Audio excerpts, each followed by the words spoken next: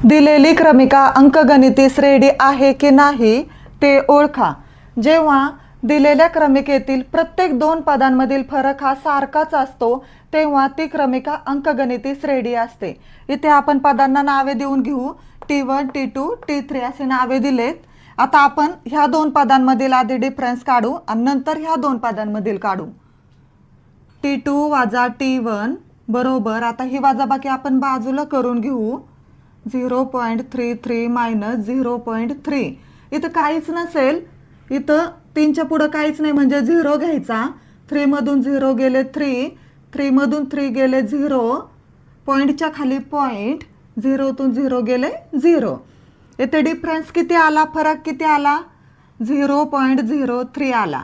ह्या पहिल्या दोन पदांमधील डिफरन्स आला 0.03। आता आपण या दोन पदांमधील डिफरन्स पाहूया, T2 आणि T3 मधला। T3 मायनस T2, आता ही वजाबाकी सुद्धा आपण बाजूला करून घेऊ, 0.333 मायनस 0.33, 3 मधून 0 गेले 3 राहिले, 3 मधून 3 गेले 0, 3 मधून 3 गेले 0, पॉइंटच्या खाली पॉइंट, 0 मधून 0 गेले 0। इथं वजाबाकी किती आली, 0.003।